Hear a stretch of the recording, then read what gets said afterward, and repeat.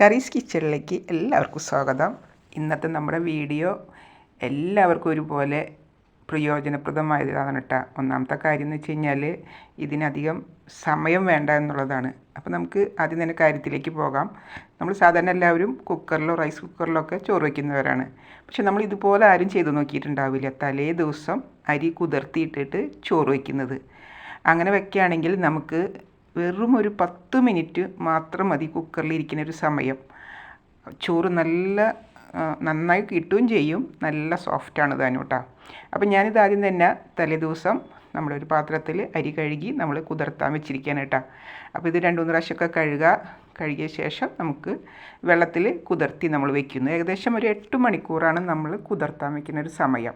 നിങ്ങൾക്കിത് പാത്രത്തിലല്ലെങ്കിൽ കൂടുതൽ സമയം നമുക്ക് ലാഭിക്കാൻ വേറൊരു ടെക്നിക്കും കൂടി പറഞ്ഞു തരാം. നമ്മൾ കുക്കറിൽ തന്നെ നേരിട്ട് കണ്ട് കഴുകി വെള്ളം ഒഴിച്ച് വെച്ചാൽ മതി. അങ്ങനെയാകുമ്പോൾ നമുക്ക് രാവിലെ തന്നെ ഓടി വന്ന് നമ്മുടെ സ്റ്റൗ ഓണാക്കിയാൽ മതി. അപ്പോൾ അത്രയും സമയം നിങ്ങൾക്ക് പിന്നീട് ലാഭിക്കാം. ഇതിപ്പം നമ്മൾ സാധാരണ ഒരു വീട്ടിലുള്ളവർക്കൊക്കെ ആണെങ്കിൽ സമയം ഇഷ്ടം പോലെ ഉണ്ടാവുമല്ലോ. അപ്പോൾ അവർക്കാന്ന് വെച്ച് കഴിഞ്ഞാൽ തലേദിവസം ഒരു പാത്രത്തിൽ കഴുകി വെച്ച് കഴിഞ്ഞാൽ നമുക്ക് ആ വെള്ളം കളയാം. അതിന് വേണ്ടിയിട്ടാണ് ഞാൻ ഇങ്ങനെ ചെയ്തിരിക്കുന്നത് കേട്ടോ. അപ്പോൾ നിങ്ങൾ ആ മെത്തേഡ് ഉപയോഗിച്ചാൽ മതി. കുക്കറിലേക്ക് തന്നെ നേരിട്ട് കുതിർത്തി വെള്ളം വയ്ക്കുക, നമ്മൾ സ്റ്റൗമ്മ വെച്ച് പോകാം. രാവിലെ വരുമ്പോൾ തന്നെ നമുക്ക് ഓണാക്കാം. അപ്പോൾ എളുപ്പമായില്ലേ നമുക്ക്? ഇതിലെളുപ്പമായി. ഇതിപ്പോൾ നമ്മൾ ആ പാത്രത്തിൽ നിന്ന് അതിലേക്ക് ഇടുന്ന ഒരു സമയം നമുക്കതിൽ നിന്ന് ലാഭിക്കാം. അപ്പോൾ നമ്മളിത് കുതിർത്തി വെച്ചു. അതിൻ്റെ സമയമായി വരുമ്പോൾ നമുക്ക് രാവിലെ ആകുമ്പോൾ എഴുന്നേറ്റ ശേഷം നമ്മളിത് കുക്കറിലേക്ക് ഇടാണ്. അപ്പോൾ ഇതിങ്ങനെ ചെയ്താലുള്ള ഗുണം എന്താ വെച്ച് കഴിഞ്ഞാൽ ഈ ചോറിനൊരു പ്രത്യേക സോഫ്റ്റാണ് കേട്ടോ. അതായത് നമ്മൾ വെക്കുന്ന അതിലും നല്ല ടേസ്റ്റായിട്ട് നമുക്ക് കിട്ടുന്നുണ്ട് ഈ ചോറ് വയ്ക്കുമ്പോൾ. അപ്പോൾ ഈ 10 മിനിറ്റ് കൊണ്ട് നിങ്ങൾക്ക് ചോറാവുമെന്ന് പലരും സംശയം വിചാരിക്കും. നമ്മൾ ഈ കുതിർന്ന് വന്ന് കഴിയുമ്പോൾ അതിൻ്റെ ആ ഒരു ഹാർഡ്നെസ്സും ഇതൊക്കെ അതിൽ കുറയാണ്. അപ്പോൾ നമുക്ക് ആ സമയം അതിൽ നമുക്ക് ലാഭിക്കുകയാണ്. നമ്മൾ പിന്നെയും പറഞ്ഞ പോലെ തന്നെ അരിയുടെ ചോറ് വയ്ക്കുമ്പോൾ ആ ഒരു ക്വാളിറ്റി ഉണ്ടല്ലോ, അതിനും വ്യത്യാസമുണ്ട് ശരിക്കും പറഞ്ഞു കഴിഞ്ഞാൽ. അപ്പോൾ നിങ്ങൾ ഇതുപോലെ ഒന്ന് ട്രൈ ചെയ്ത് നോക്കൂ. സാധാരണ എല്ലാവരും നേരിട്ട് നമ്മൾ കുക്കറിലല്ലേ വെക്കാറുള്ളത്. അപ്പോൾ ഞാനിത് നേരം വെളുത്തു നമ്മളിത് ഈ അരിയുടെ കഴുകിയ വെള്ളം കളയാണ് കേട്ടോ. കാരണം വെച്ച് കഴിഞ്ഞാൽ ഇത് നമ്മൾ കളഞ്ഞ് അടുത്ത പുതിയ ഫ്രഷ് വാട്ടർ ഉപയോഗിക്കുന്നത് മാത്രമേ ഉള്ളൂ. അപ്പോൾ അതേ സമയം തന്നെ ഞാൻ കുക്കർ വെച്ചിട്ടുണ്ട്. വെള്ളം തിളച്ച ശേഷമായിരിക്കും കേട്ടോ നമ്മളതിൽ നിന്ന് ഒരു കയ്യിൽ വെള്ളം ഇതിലേക്ക് ഒഴിച്ച് നമ്മുടെ അരിയിലുള്ള ചിലപ്പോൾ വേണമെങ്കിൽ എന്തെങ്കിലുമൊക്കെ കെമിക്കൽ കോമ്പൗണ്ടൊക്കെ ഉണ്ടാവുമല്ലോ, അത് കളയാൻ വേണ്ടിയിട്ട് നമ്മളതിലേക്ക് ഒഴിച്ച് നമ്മൾ ക്ലീനാക്കിയ ശേഷമാണ് നമ്മളത് അതിലേക്ക് ഇടുന്നത്, കുക്കറിലേക്ക് ഇടുന്നത്. അപ്പോൾ നമ്മുടെ വെള്ളം തിളച്ചിട്ടുണ്ട്. ഞാനിത് അതിൽ നിന്നൊരു ഗ്ലാസ് വെള്ളം എടുത്ത് ഈ അരിയിലേക്ക് ഇട്ട് കഴുകിയ ശേഷമാണ് നമ്മൾ ഈ അരി അതിലേക്ക് ഇടുന്നത് കേട്ടോ. അപ്പോൾ ഇങ്ങനെ ചെയ്യുമ്പോൾ എന്ന് വെച്ച് കഴിഞ്ഞാൽ നമ്മളതുവരെ നോക്കിയിരിക്കേണ്ട ആവശ്യമൊന്നും വരുന്നില്ലല്ലോ. അപ്പോൾ അത് 2 തരത്തിൽ ആൾക്കാർക്ക് ചെയ്യാം. ഇങ്ങനെയും ചെയ്യാം, അല്ലെങ്കിൽ നേരിട്ട് തന്നെ അരിയിടുകയും ചെയ്യാം കേട്ടോ. അപ്പോൾ ഈ കുതിർത്തി അരിയായത് കൊണ്ട് വേഗത്തിൽ നമുക്ക് ചോറായി കിട്ടും.